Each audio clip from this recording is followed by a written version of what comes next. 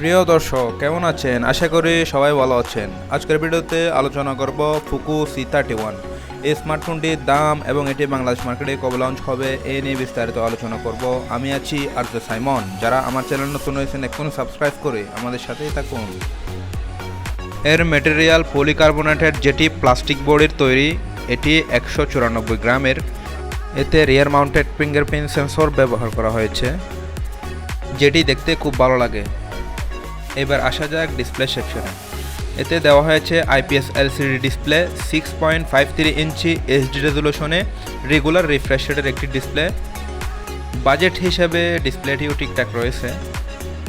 ফোনটির UI হিসেবে দেওয়া হয়েছে অ্যান্ড্রয়েড 11 MIUI 12 ভার্সন।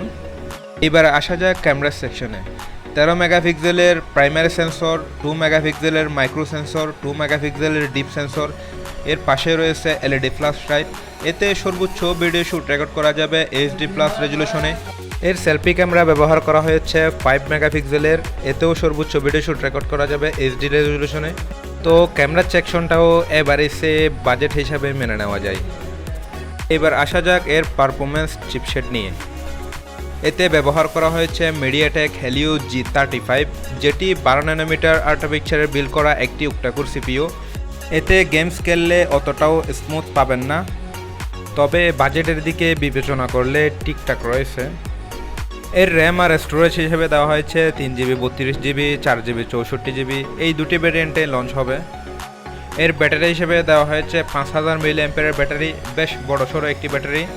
সাথে 10 ওয়াটের ফাস্ট চার্জার, যেটাকে চার্জ করতে প্রায় 3 ঘন্টা সময় লাগবে আপনাদের। চাইলে আর একটু পাওয়ারফুল চার্জার দিতে পারত। তো এই স্মার্টফোনটি কবে লঞ্চ হবে? এটি অক্টোবরের শুরুর দিকে, না হয় নভেম্বরের মাঝামাঝি লঞ্চ হওয়ার সম্ভাবনা রয়েছে।